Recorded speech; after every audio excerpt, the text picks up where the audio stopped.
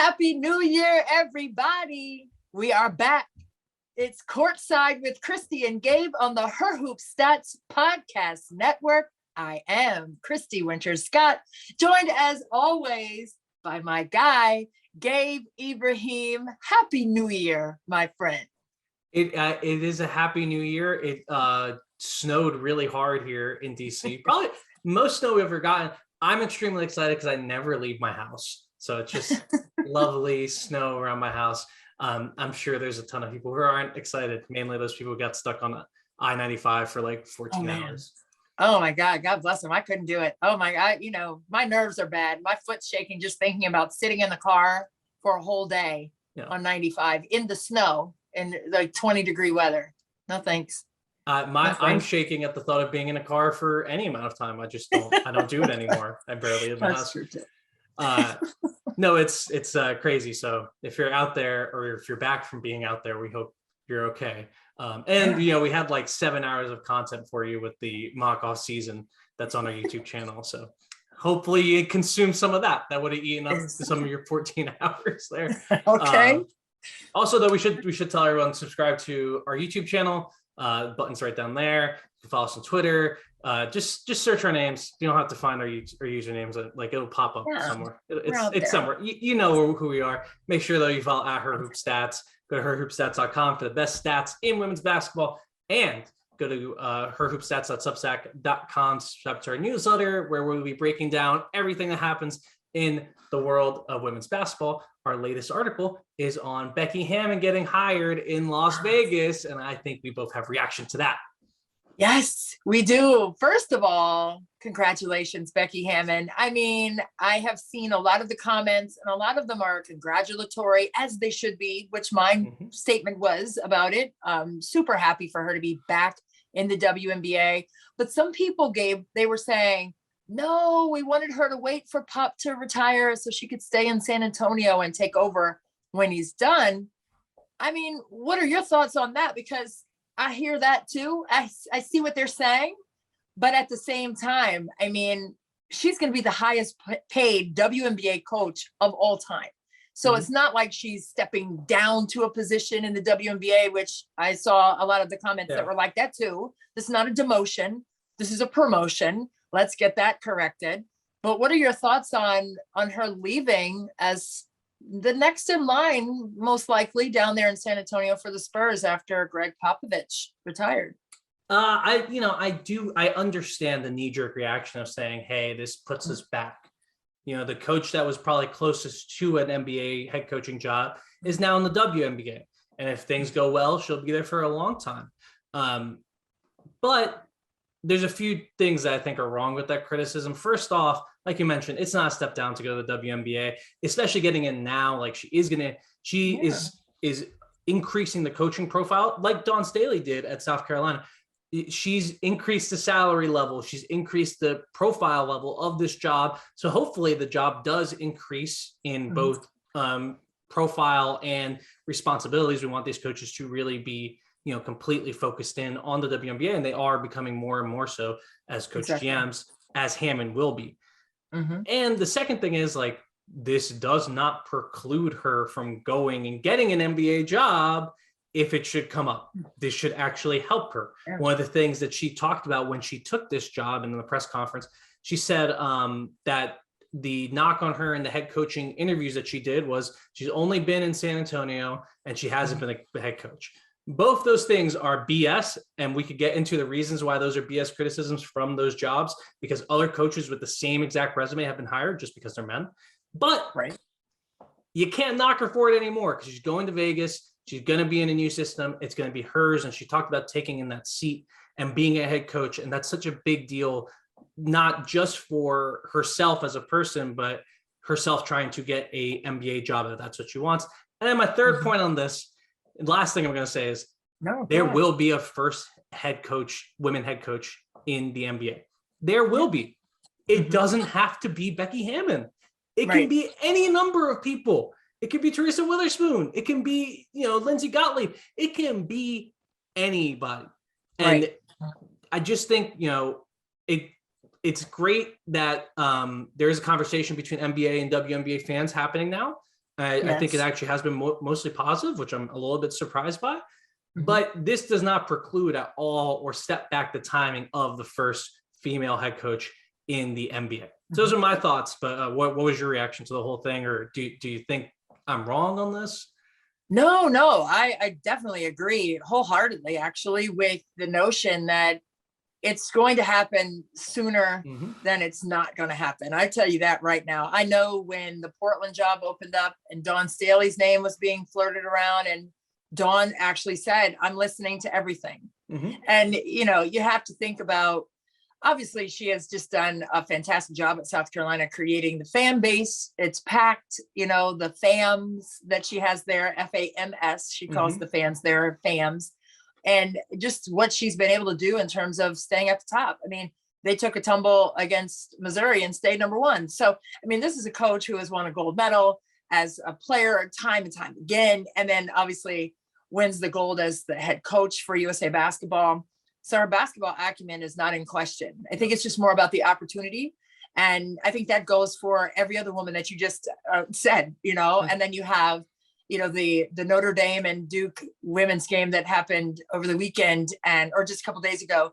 And, you know, you see Neil Ivey, who was also in the NBA as an assistant, and Carol Lawson, who is the head coach at Duke. She has been with Boston in the NBA as an assistant coach, and now they're doing their things as head coaches. And I love it. I mean, if you're coaching for the love of the game, which is what all of us do, right?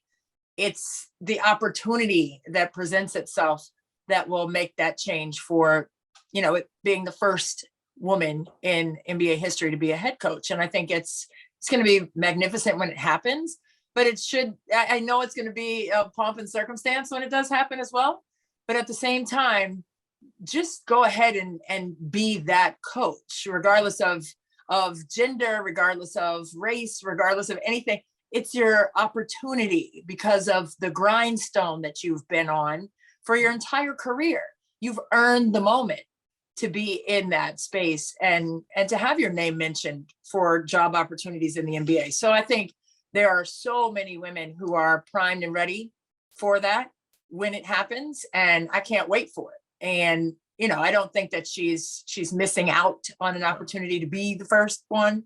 It is still there for her if that's what she wants to do. But I think this was a perfect opportunity for her to go back to the WNBA.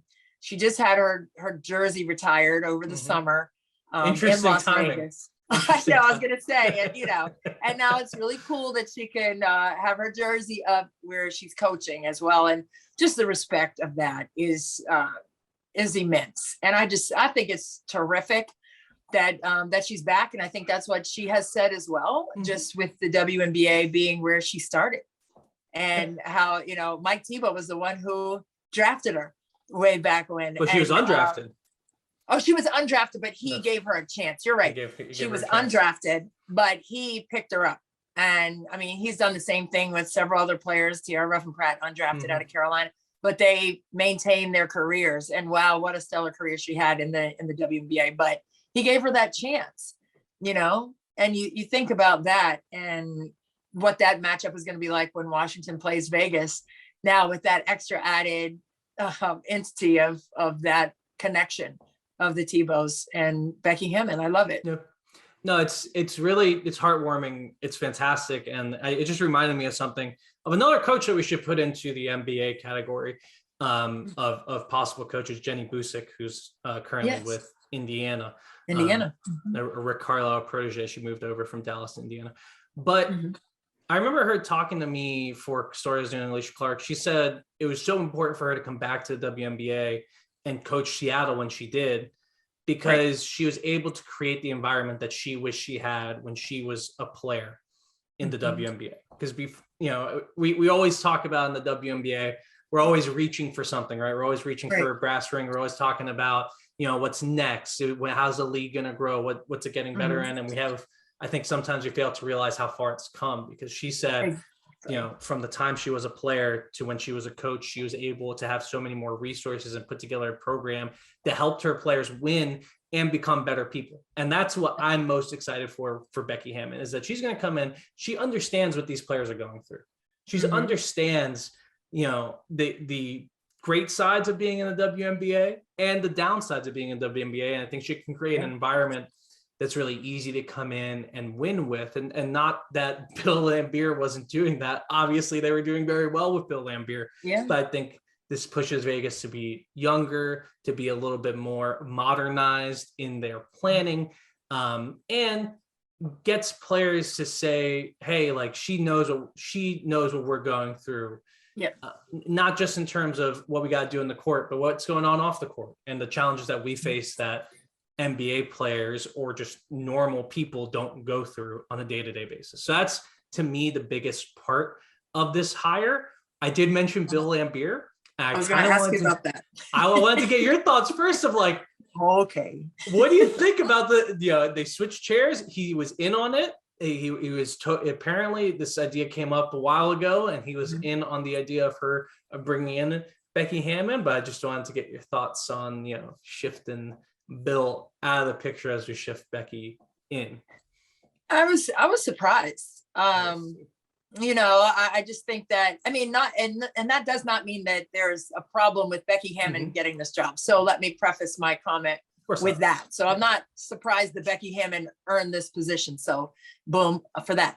But with Bill Laimbeer sliding out of the way, that was kind of a surprise for me because I did not see that coming.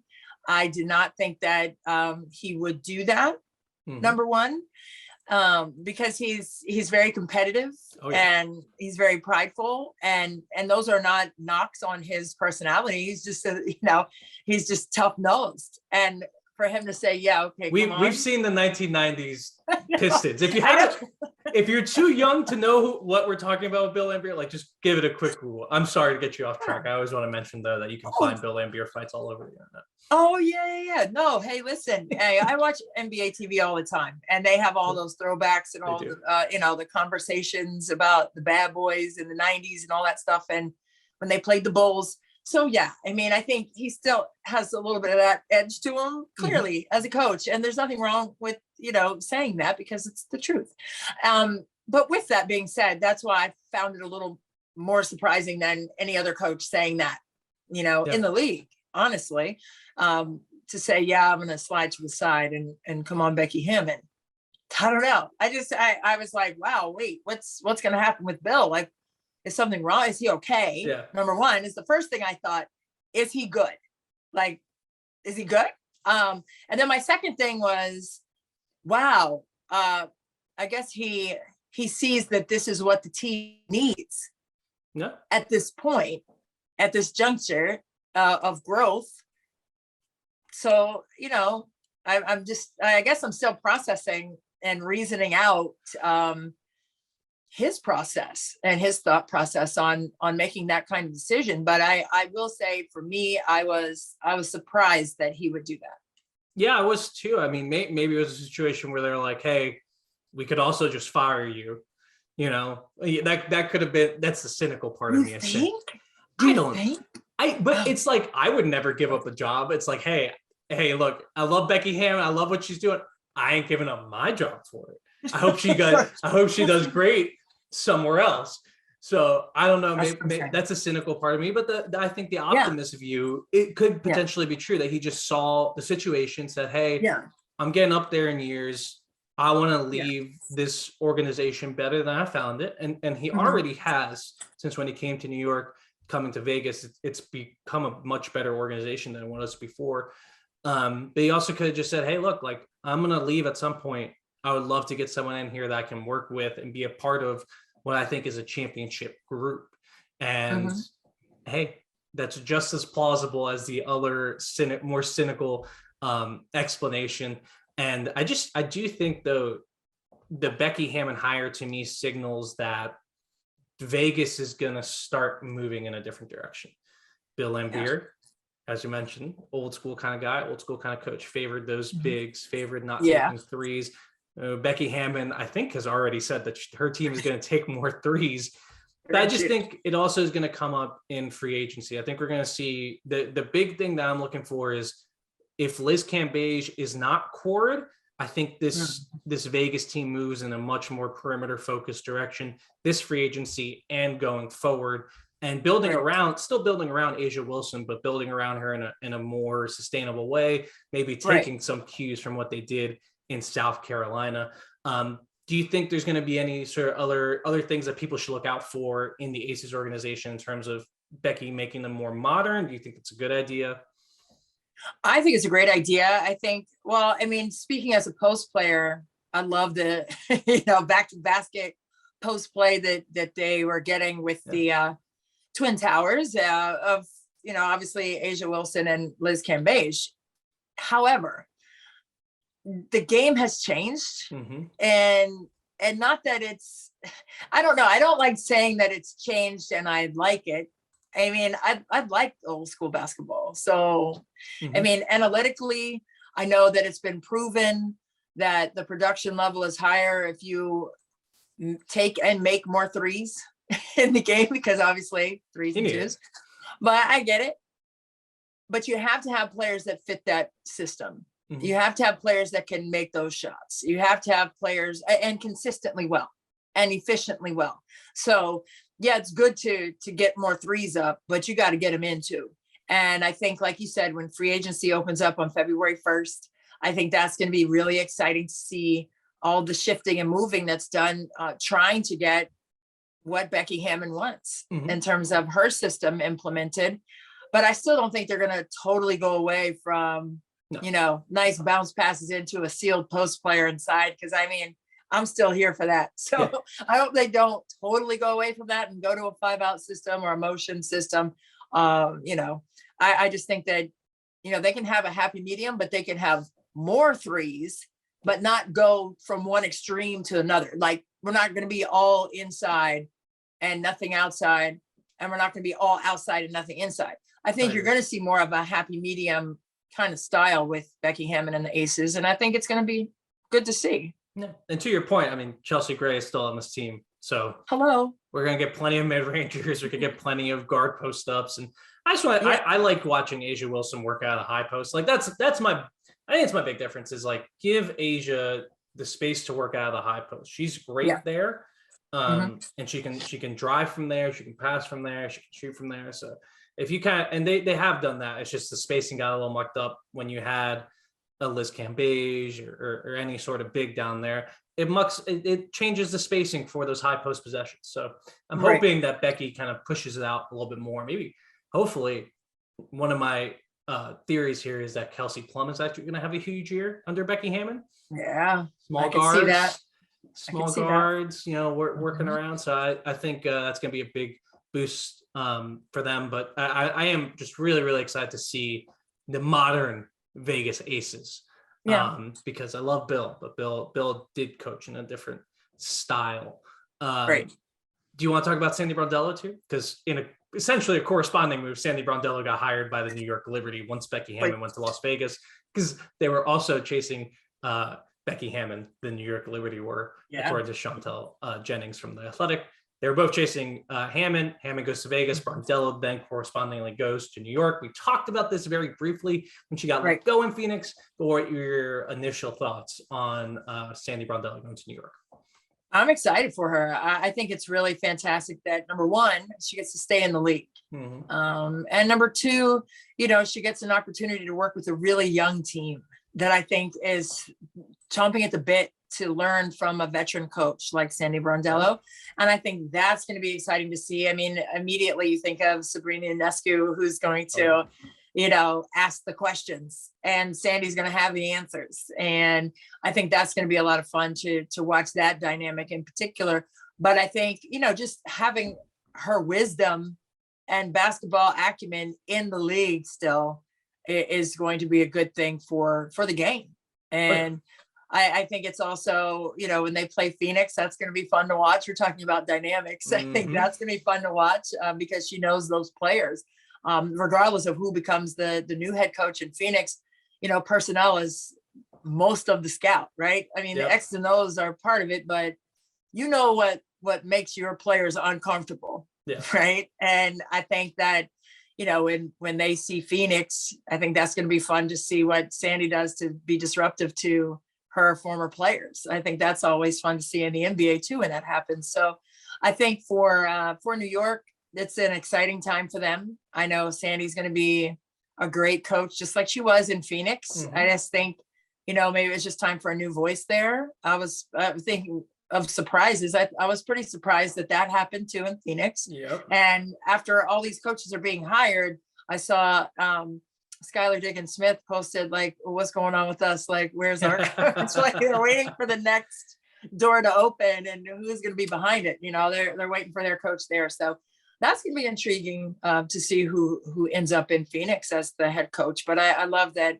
Sandy Brondello gets a chance in the Big Apple. No, and the one on Phoenix, I know Christina Williams reported that they're going to hire their coach before January 15th. Of course, January 15th is the day in which free agency really begins. You can't start signing. It technically began on the 1st with teams offering qualifying offers. Some players have already accepted those qualifying offers. We don't need to talk about that. I'm gonna have a podcast with Richard Cohen, I think tomorrow or the next day talking about all that. But the 15th is when free agents get to negotiate with teams. The first February 1st is the day that they can start signing contracts. So they need a head coach in place by the 15th, as Christina reported. On Sandy going to New York, I actually think this is somewhat of the opposite in terms of stylistic fits as Becky going to Vegas. As you mentioned, Becky Hammon is going to modernize the Vegas system, or at least that's what the hope is. In New York, I think Sandy is going to kind of bring it back to the old school a little bit. They had a really interesting idea of being very modern, being very analytics based, being all those buzzwords that you hear from data people nowadays. And it didn't not work. They have a great set of players, but Sandy coming in is going to bring in that stability. It's going to bring in some definitely less threes, some more post ups, some slower play, I think.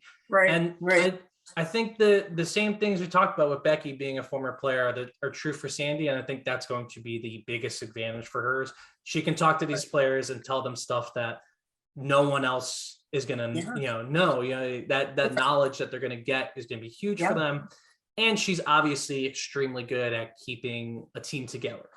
I think that's a biggest thing that new coaches seem to struggle with, is keeping the locker room together, understanding all the dynamics at play. And I'm not sure there's a better choice in the league for that than Sandy Brondello, as she has done it for how many years was she in Oh man, 8, I mean, like she that. Played in the league too. So if you're, calculating, and Miami Soul legend, Sandy Brondello, Miami Soul legend. No, I just think that's going to be a huge get for them in terms of, hey, strategy's great, but end of the day, like you mentioned, it's about your personnel. And the biggest job of a head coach is managing your personnel, managing personalities, and making sure that the team can come together. I think Sandy will do great in that aspect. And I'm really excited to see how it works for her in New York. I'm going to put you on the spot, though. Which hire do you like better? Becky Hammon to Las Vegas or Sandy Brondello to New York? We still have the Phoenix one, as we mentioned, but we don't know who that is. We don't know yet on that. I love Sandy Brondello. I really do. I just love the intrigue of Becky Hammon in Vegas. I just think, she, like you said, philosophically, there will be changes, by both coaches.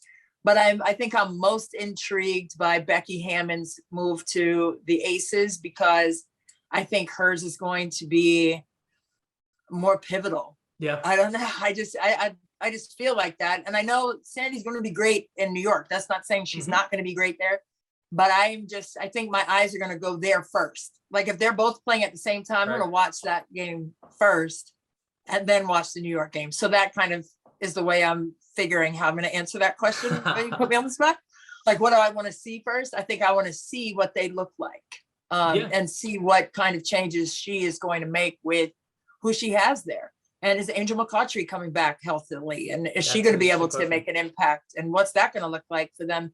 I just think I have my eyeballs on them first. And I'm pretty excited to see how she's going to move those chess pieces across the board. I'm excited to see that. All right. So we can put Christy down for more excited about Becky Hammon than Sandy Brondello, which is, of course, not answering the question. But I tried. I will tell you. I will tell you who made the better hire. I think there's more upside to Becky Hammon. Obviously, we've heard such great things about her coaching. She has learned on the pop, yada yada, blah blah. But I'm going with Sandy Brondello because I think both these teams have some urgency in terms of competing for a title. I think New York has to get there. New York really has to get there this year and get to the second round of the playoffs. Hopefully, have a first round bye would really be their goal. But they have to get the second round of the playoffs this year. Obviously, Vegas is always going to have a lot of expectations because of Asia Wilson. But I think Becky actually has a little bit more time just because of the fanfare that she was brought in with, the size of her contract, what the inroads she's already made in that organization give her a little bit more time. I think Sandy in New York, they have a little bit more urgency. And I think it's actually a better hire to bring in someone like Sandy because she's been a head coach. Right. And being a head coach is important because you know what it takes to manage those personalities and get the team to do what you want to do. Now we're going to have debates, I'm sure, come mid-season about whether the things that she wants the team to do are the right things for the New York Liberty to do. Right. But for now, I'm going to go with Sandy Brondello being the better hire just because I know what I'm getting. The consistency is going to be there. I think there's a lot of upside with the Becky Hammon hire in Vegas. Yeah. I think there's consistency with what Sandy Brondello brings to New York, and that's what they need. So I will answer my own question. There you go. You got it for me too. Good. 2 for 1. I'm not sure that's how it works. Or 1 for 2. Okay, so that's all I got on the coaching hires. I saw a rumor. Someone we're in one of the groups I'm in. Hold on, I'll tell you just very briefly some names. Okay. May still be in the Phoenix. The Phoenix running Pokey Chapman.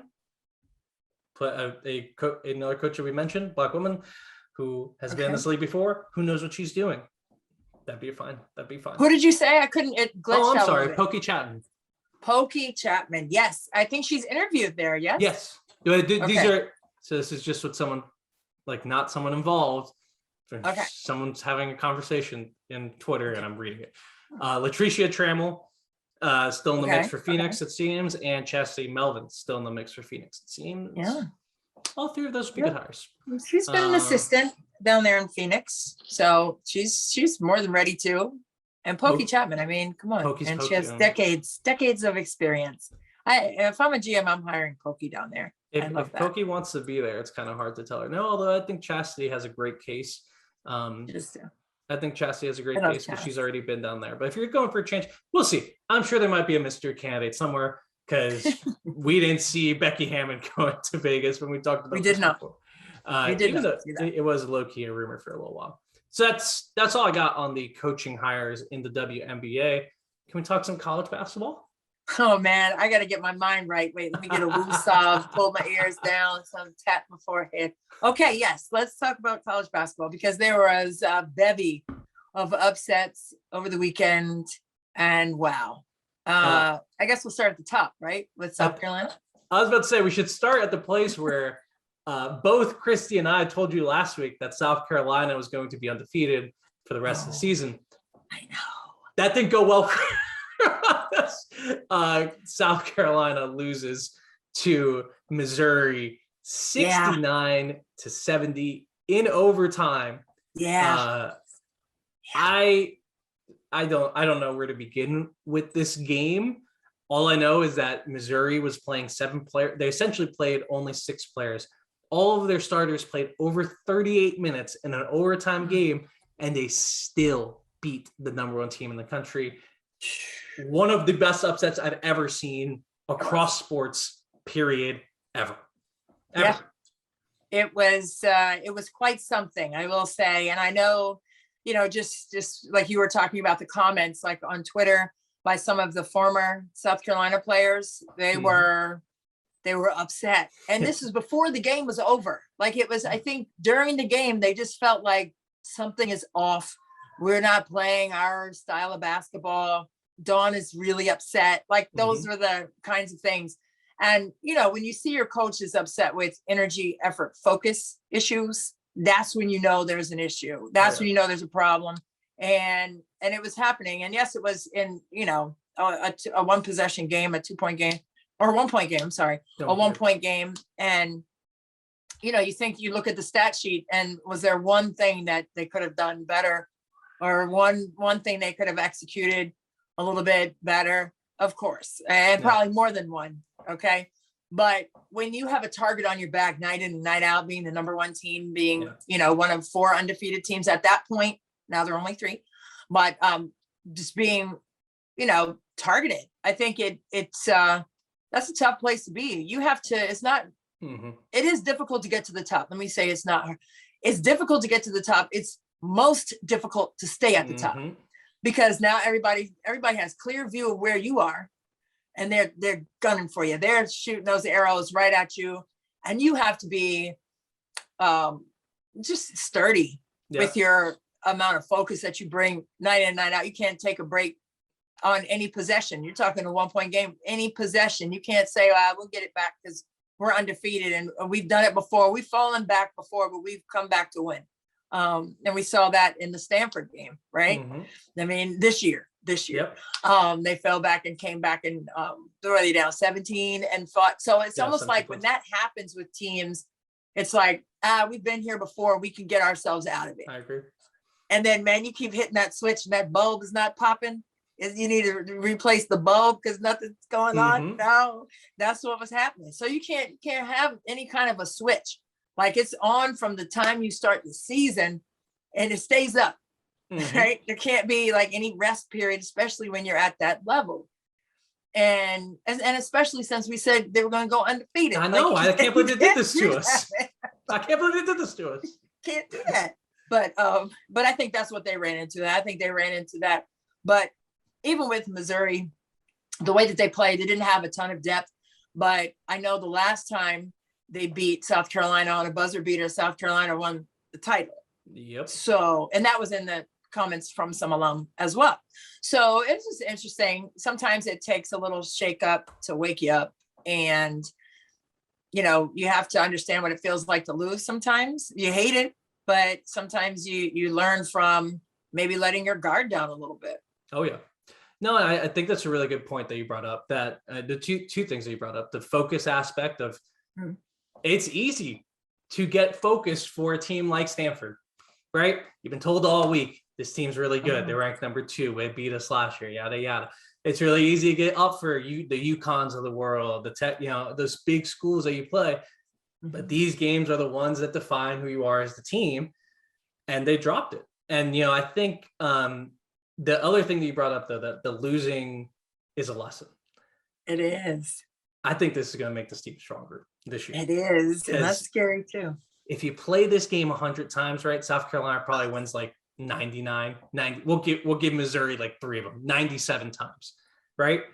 So and this time, it was the time that South Carolina dropped the ball. And I think Nick Saban and a bunch of the Alabama players, I was watching college football this weekend, obviously.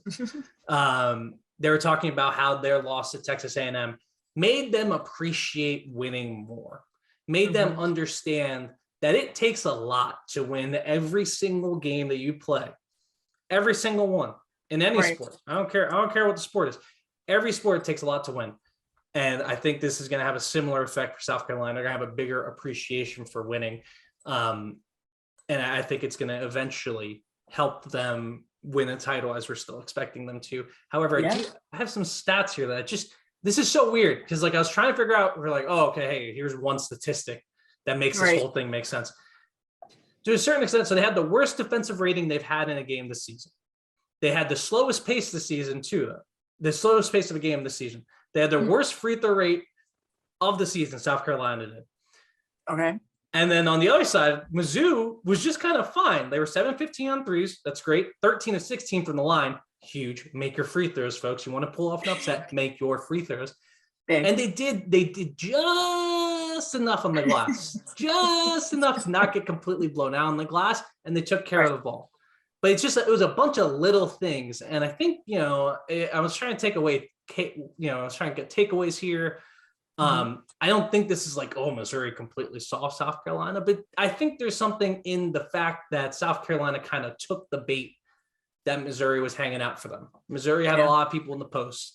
They basically lined up 4 across on the baseline, not on the baseline, near the middle of the court. And they really tried to cut off the paint as much as possible from South Carolina. Yep. South Carolina took the bait and they took bad shots. They didn't get to the free throw line. And Zia Cook had an off night. Do you think there's something to the idea of copying Missouri's strategy, or do you think this is more of an off night for South Carolina than anything? Man, I think a little bit of both. I mean, yes, ideally, when you see some kind of scheme that is disruptive to South Carolina, you think that you can implement that and get the same results. And what were we saying about personnel? Yep. You have to have the personnel to execute that kind of scheme as well. So while it looks pretty, like I can look at a recipe and, and I'm speaking really organically right now and genuinely, and I see a picture of it on the internet or something, and I make it and it's not quite right. Okay. So I think that goes the same way with what you see with basketball. It's like, that's a great idea, but do you have the players who can operate in that kind of a system and make it work just like that? That's the real question of the situation. And I think, yes, while it looks nice and maybe fool's gold, if you don't back it up with who you have. So going with what you said about South Carolina not being on their A game, I don't think that's going to happen with them anymore the rest of the season. Like you said, I think it is going to make them stronger, but I think they were off their game that day. And that's no slight. Okay. Missouri, you beat, you got them, you won. You guys were on the ground when that shot went in. The whole bench, all seven of you screaming. I know, but they were all seven of you. Coaches were in a squat and laid out on the ground. It was an exciting moment. And I don't want to take anything away from that moment because it was huge. Yeah.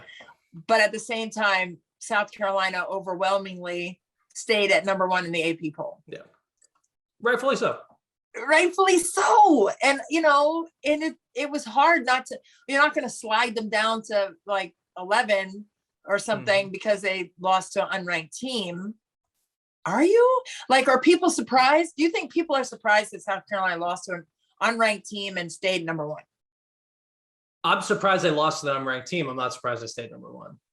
Okay. I'm not surprised they stayed number 1. Well, it's also you look at the other teams around them, and well, they just beat Stanford, right? So okay, we can't put Stanford above them. Right. Louisville, we'll get to Louisville in a second. They didn't look impressive enough against a ranked team in Georgia Tech or at all this season to have you put them number 1.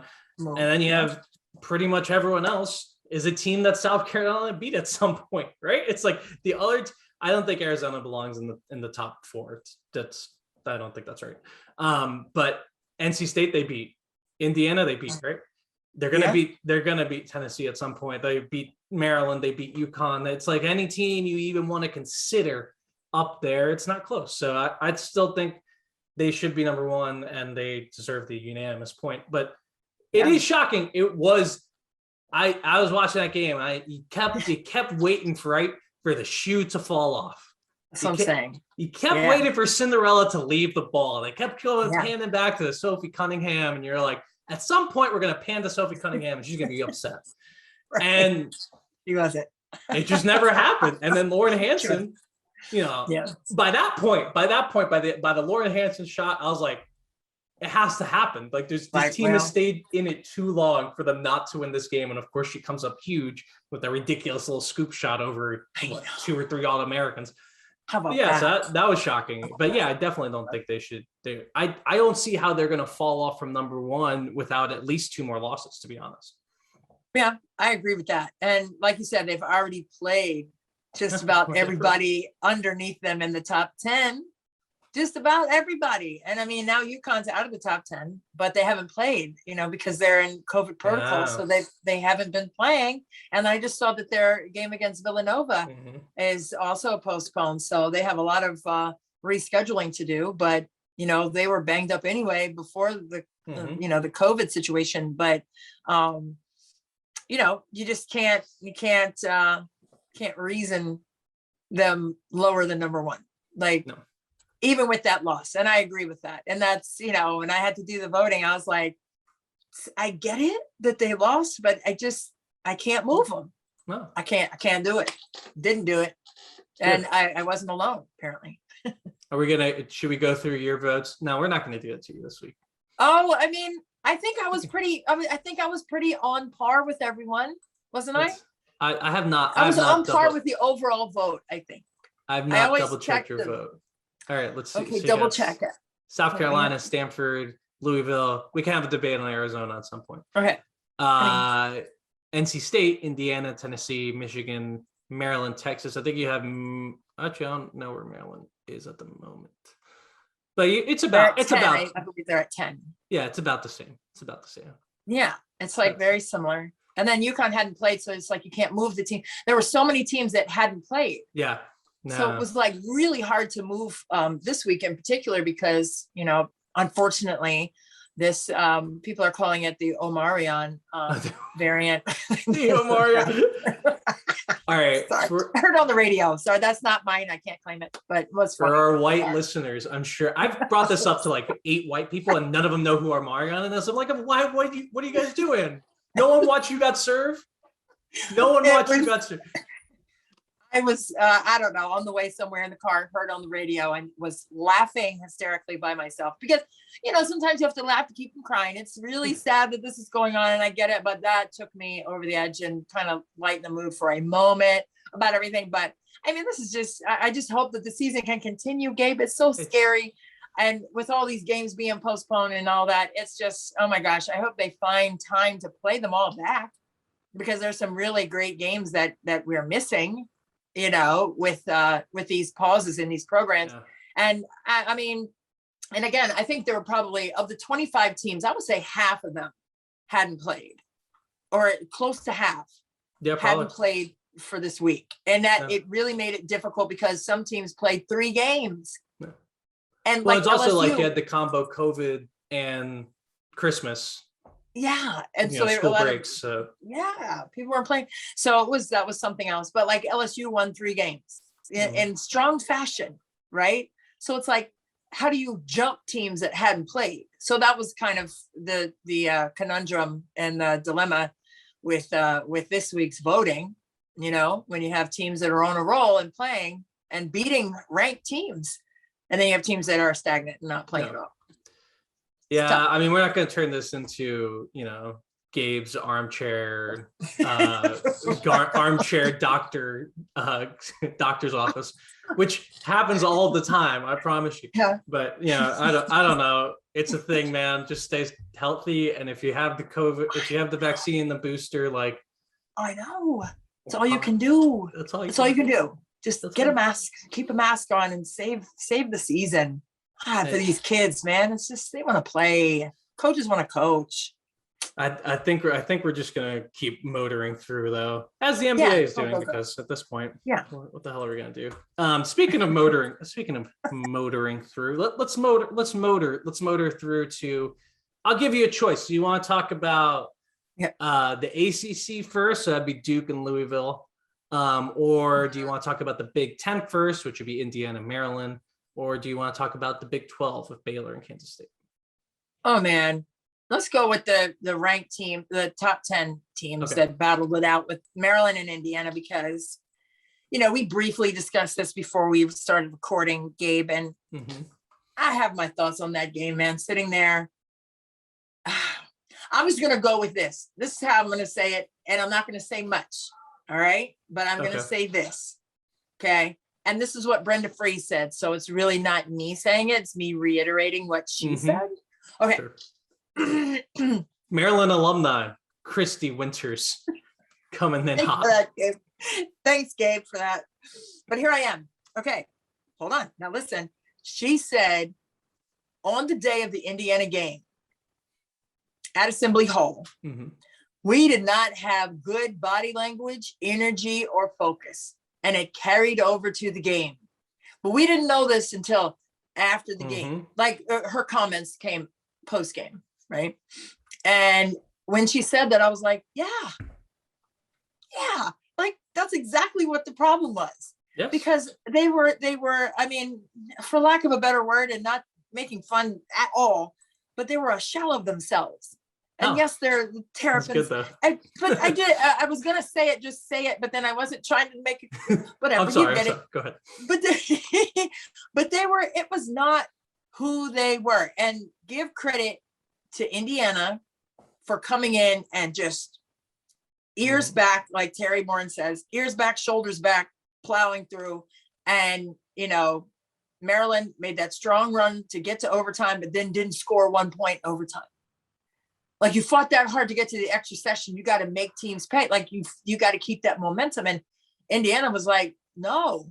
And I think, they played them the closest last year in Big Ten when they lost to them. I think it was a 4-point game, 84-80 last year, a 2-possession game. And I think what Ali Patberg said to Debbie Antonelli, who was on the call, she said, hey, Maryland always comes into games when we play them knowing that they're going to win. They just have this belief that they're going to beat you. And she said, we have to come in like that in this game. And I tell you what, didn't they do that? Oh, all of them. All of them did. They were attacking the paint. Every time I turned around, I'm like, oh my gosh, that's a sweet move, because we had, all my kids were home, for the holiday. I'm sitting there. I was like, oh my God, another sweep. And they're like, sweep. I'm like, they're ripping through and going right to the basket. Another sweep. It's a seatbelt, boom, boom, and going right to the hole. I'm like, it's another sweep. They're just ripping and going and attacking. They attacked Maryland every chance they got. And, the post-game comments going back to that with Brenda Free saying that they came in not ready to go in practice. And going back to what happened with South Carolina, like, you flipping the switch and the bulb isn't popping. Like, you can't come into practice thinking that you can wait for the game to bring it. It's too late. You got to wake up ready to go. And the fact that they weren't, oh man, I was hot after that game. And I love Indiana, so I'm not fangirling right now. But for the game's sake, I'm not Maryland alum right now. Like, for the game's sake, I wanted to see them striking on all cylinders and playing with that intention. And they just didn't.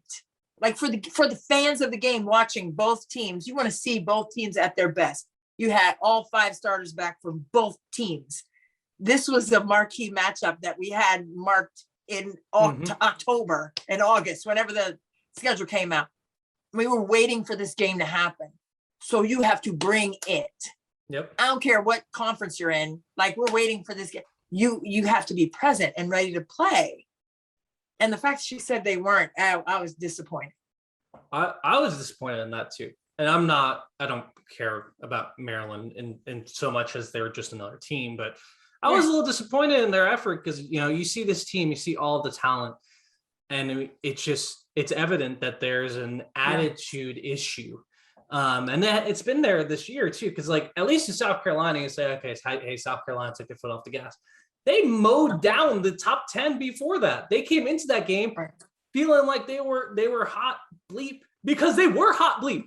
Maryland, you haven't had that type of season yet. Like, you haven't showed people exactly who you are. And I think there's a great team here with this group, but it totally is not there. And, obviously we want to say the face of Sonas. We hope you're healthy. I haven't heard any updates. Oh man, I haven't heard anything, but that did not look right. And she's a toughie. And the fact that she couldn't put weight, I was like, oh God, she couldn't put weight on that left knee. Well, we're just sending her prayers for sure. That's my girl. And that can affect your mentality too. That can definitely affect your mentality, seeing your teammate go down like that. But even still, I need to see a little bit more from Maryland. I need to see what Indiana has, right? Because you look at the Indiana team, and hey, they're not the biggest, they're not the fastest, they're not the most skilled, they don't make the most threes, but they work their butts off. You want to talk about wanting it? You want to talk about Ali Patberg and Grace Berger played 45 minutes in this game. They didn't sit down. And Indiana only played 6 players. And the only reason the starters sat down is because they had 4 fouls. Nicole Cardano, Hillary, Gilbay, and Holmes all have 4 fouls. That's the only reason they sat. You want to talk about wanting it? And they came out in overtime with more energy than Maryland did. Right. They out-energied them in the overtime after playing the entire game. That's gutsy. I love this Indiana team. Their defense is off the charts. Nicole Cardano-Henry sees things in slow motion. I think she has a spidey sense. Like, if you told me she was Spider-Man, I would believe it. Because she's just kind of, it's not, again, not the biggest, not the fastest, but she's everywhere on defense with the digs, getting out to rotations, cleaning up messes. She was great. I really think that what that Indiana team has is what the Maryland team is missing. Guts. We can talk all day about X and O's. We can talk all day about they need to take more threes, they need to take less threes, they need to get in the post more, blah, blah, blah. Some teams just come down to guts, and Indiana had more of it than Maryland. I do want to give Maryland, though, a lot of credit for sticking it out and coming back at the end. That took a lot of heart. That took a lot of spirit to come back and force overtime, because it kind of looked like they were out of it at certain points. Yeah. So they came back, they forced overtime. But I'm with you. I'm a little bit worried about Maryland's energy level. However, I mean, it's something that's fixable, right? This is something that you can fix maybe just by losing a game like this, right? Or is it something you can't fix? That's a tough question. And you do ask doozies, but that one right there is super tough.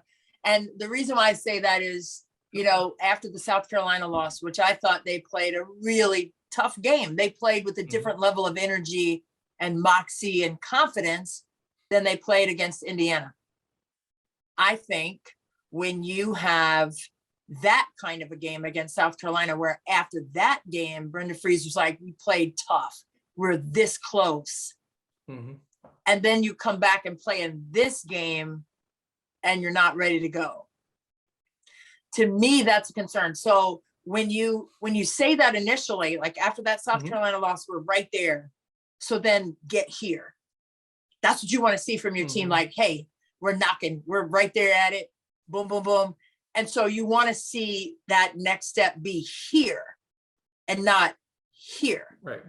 So fixable. I don't know, because I don't like that. Even saying that you're close, that's gonna make me angry. Like I'm mad, right? So then next game I'm gonna come back, and maybe I'm not gonna make every shot. Maybe I'm not gonna get every box out, but I'm going hard. Like I'm gonna give energy. I'm gonna be like, I'm mad. I'm gonna play with some kind of fierceness. And you saw that in the fight at the end of the game before overtime. And you saw that. But you got to have that from the jump ball. Yep. And then sustain it. And then maybe you won't be in overtime. Maybe you won't lose. So is it fixable? I don't know. I think that remains to be seen. And I know that's a wishy-washy answer, but I'll give those anyway. No, I'm just joking. But I just think that it remains to be seen in their next couple of games. I agree. And, again, we hope Faith Massonis is okay, but I just think that, it's how you respond from losses. It's how South Carolina is going to respond from their losses. It's how, when you lose, it sets a temperature check on your toughness. Yep. That's what losing does. And for as I hate to use this word, for as sucky as it is to lose, but it just burns you. Yeah. It burns you. If you're any kind of competitor, I don't care. Losing helps you win. If you let it. If you are stuck in the doldrums and pout about losing, you're going to lose again. Right? But if you are upset and let it fuel you to the next time, you're not going to let it happen again, then it's not going to happen again. Or percentages, it's not going to happen as many times as it would if you didn't care enough. Do you care? Yeah. That's what losing is asking you. Do you care that you lost? That's the bottom line. And if you do, then prove it the next time you play. So that's the toughest thing to answer. Like, is it fixable? Like, that's not up to the coach to fix. That's not up to Brenda Frese to like, that's not like, oh, let's figure this out. No, that's a decision that each player has to make. Are you ready to compete? Do you have a fight in you that says, I don't like losing at all? That's the question that needs to be answered by the team. Because the coaches know. Yeah. And they know by her saying that, she knew that her team wasn't firing on all cylinders and they weren't ready to play like they knew how to play. But credit Indiana for coming in there with the hard-nosed mentality, and boy, they wanted to win that game. And you could tell on every play, they were hitting the floor, they were taking charges, they were just everywhere defensively, closing gaps, boxing out, ripping and going. That was the difference. It was toughness. It was a toughness. Guts. Guts. No, but I think that question that you're saying about how much do we care has to be answered specifically by Ashley Owusu, Angel Reese, and Diamond Miller. Those are the leaders on this team. Those three have to step up. I love Angel Reese. Angel Reese's mom got mad at me on Twitter for saying this. I need her to be more consistent. First off, she's consistent in her production. I need her to be consistent in the attitude, because she has some really bad body language at times. I know Angel Reese's mom listens to this podcast. So let me assure you, I love your daughter. Like, as a player, she's amazing. But I want to see her be a leader, because she is a leader on this team. If you're going to go out and put 22 points on the number 6 team in the country, or number 18 in the country, whatever they are, you better come back and have that same mentality in practice, in the huddle, and in your body language on the court, because everyone picks up on what you do. And I want to see that from Ashley Owusu, Angel Reese, and Diamond Miller. Those three have to answer the question of whether this is fixable. That attitude adjustment that they need, can those three bring it? Because those three are the ones in charge, in my opinion, in terms of because it has to start with your leaders, right? I hear you. Absolutely. And, I'm good friends with Angel's mom. So like, we played against each other, back in the 1900s, my son likes to say, which is still fine. But yeah, I understand that. And there were some times, and you could tell there was a block shot. I think it was in the first half, maybe. I think it was in the first or the beginning of the second half. And Angel blocked like a really good one and sent it out.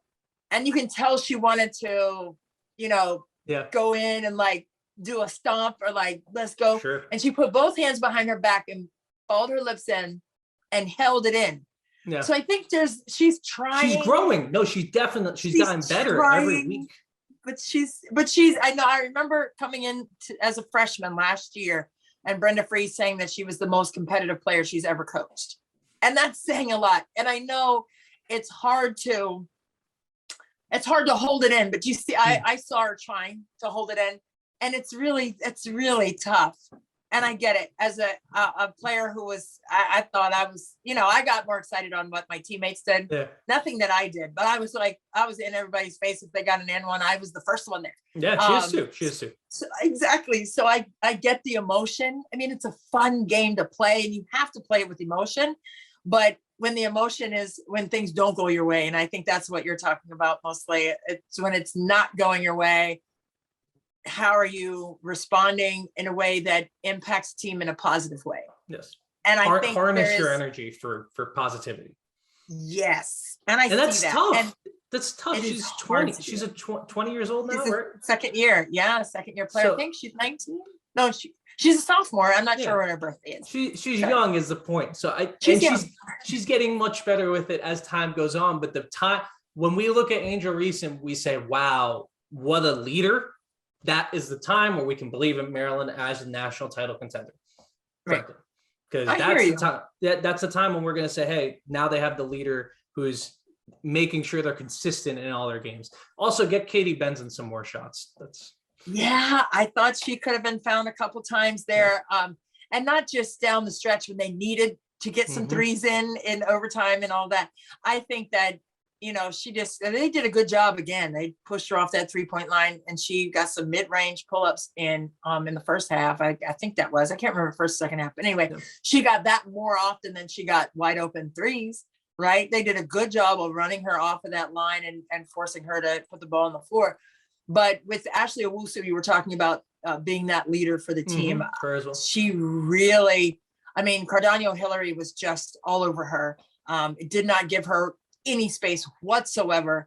Super frustrating, I'm sure, for Ashley Owusu, who wants the basketball in her hand, who wants to perform and facilitate and score. But you saw Ashley Owusu in that stretch at the end of regulation play the way we knew she could play, right? Even with being guarded the way she was being guarded all game. But I think there was a decision that she made during that stretch. She said, my team needs me. I have to step up. And she did it. And they were still swarming defensively. It wasn't like all of a sudden Indiana's defense let up. Am I right? Yeah, no, I totally agree. No, she just decided to do it. It seemed like that, that's what it felt like. That's what it felt like on the outside. That's what it looked like for us. And it didn't look like schematically they changed anything defensively on Ashley Owusu. It looked like Ashley changed what she wanted to do on the floor. Then all of a sudden she's making back-to-back plays. Brenda put her on the wing. That was a she put her on the wing running a pick and roll outside on the wing. But that, right. It still should. I mean, they were trying everything. So it seemed to be an attitude thing. Although we're at an hour. Because we talked. Oh, okay. Come on with it. We talked way too long about Maryland, as we are wont to do. Okay, so rapid reaction. Reaction. Let's get into it. Number 3, Louisville sneaks past Georgia Tech on Emily Engler's game-winning bucket. They win 50-48. Good Lord, this game was disgusting until the fourth quarter. Louisville scored 3 points in the first quarter, and Georgia Tech has an awesome defense. They're the third best defense in the country. However, I do not think that this is a great look for Louisville. No, I think it was a struggle for them. I mean, they came out with a win, which is the bottom line, I guess, but it was in no way pretty. It was definitely a rock fight. Mm-hmm. Nell Fortner, they've had some great wins this season.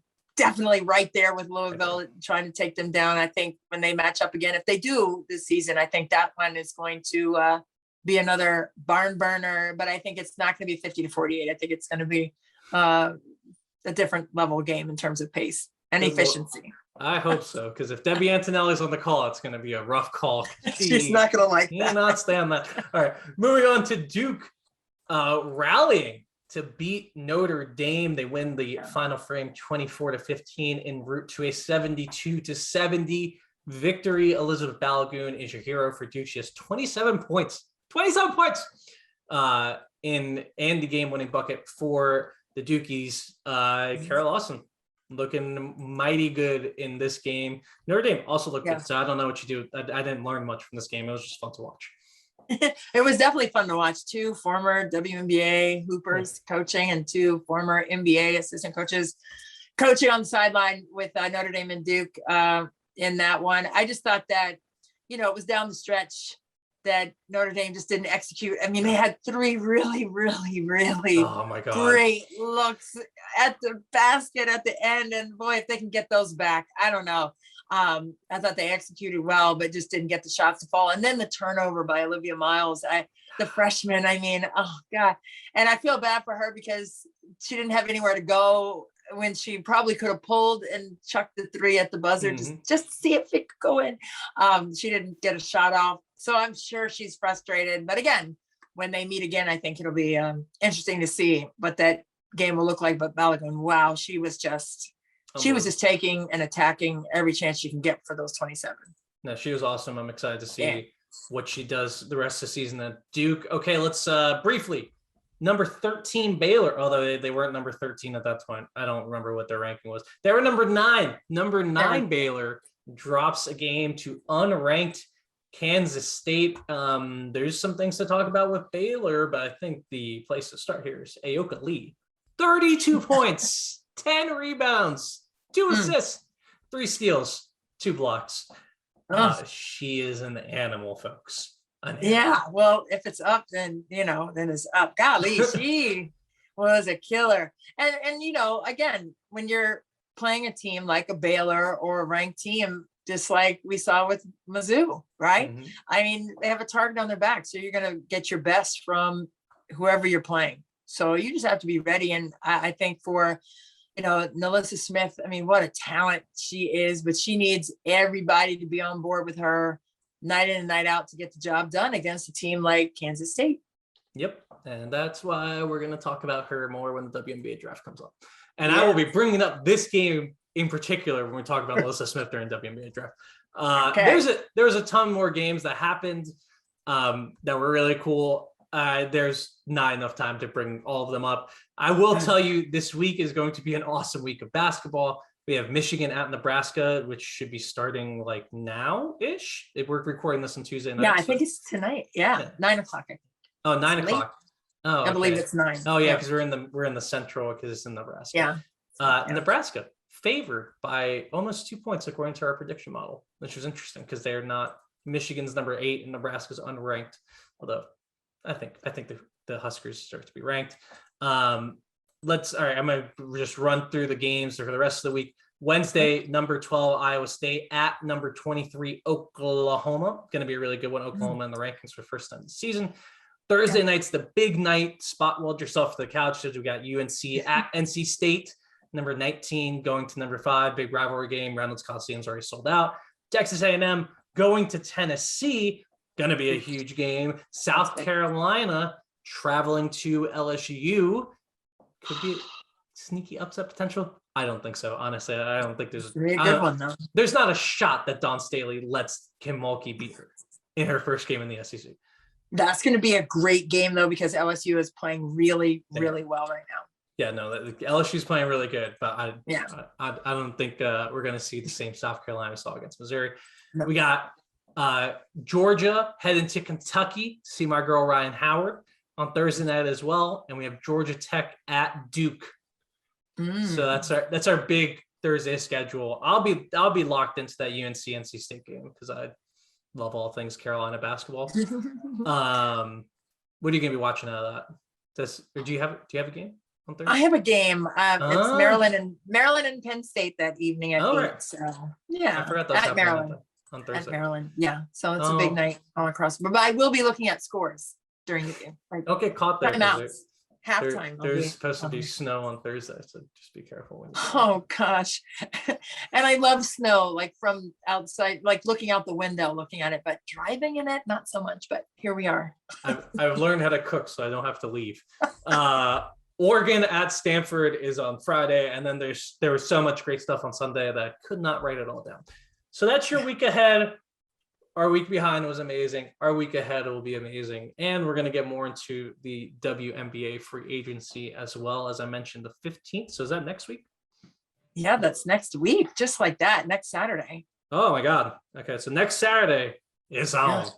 It is. I can't wait. It's on. That's all I got, Christy.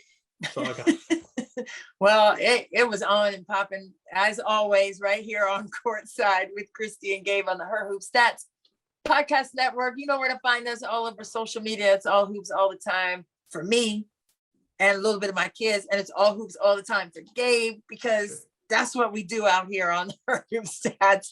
But we will check y'all out next time. Make sure that you subscribe and check out everything on herhoopstats.com as the season progresses. And oh my gosh, the WNBA is right around the corner. We can't wait. What are we drinking today? To bring that up. Oh, what do we have? We have the cranberry juice with no ice and a lime. And I'm getting ready to pop some popcorn for all these games coming up this week. Perfect. Sounds good. But I am Christy Winters-Scott for Gabe Ibrahim, and we are out of here.